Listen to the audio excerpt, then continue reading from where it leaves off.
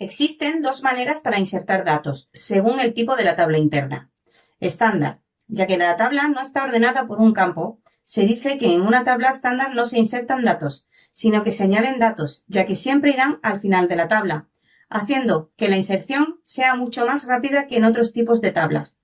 Pero su acceso se ralentiza, ya que si el dato a buscar está al final de la tabla, se recorrerá toda la tabla para acceder al registro que se busca. Sorted y Hashed. En estos tipos de tablas sí que se insertan datos, ya que no irán al final de la tabla, sino que el sistema localizará su posición dentro de la tabla y generará el registro en esa posición. Hay que entender que para añadir un registro a una tabla no se puede usar directamente la tabla. Primero hay que informar una variable que tenga la misma estructura y después utilizar esta variable para insertar los datos. En las tablas estándar se añaden datos de dos formas, según su declaración.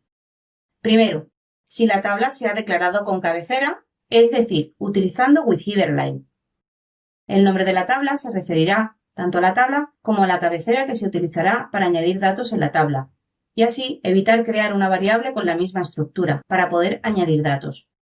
Segundo, si la tabla se ha declarado sin cabecera, es decir, sin utilizar WithHeaderLine.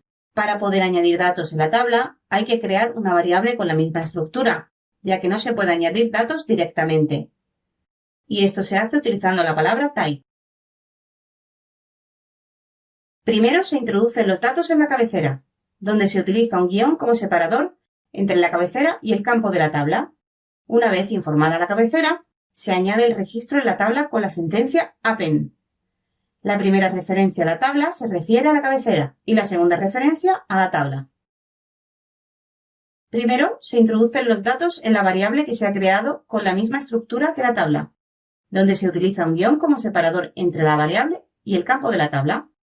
Una vez informada la variable, se añade el registro en la tabla con la sentencia append. Estos tipos de tablas no se pueden declarar con cabecera.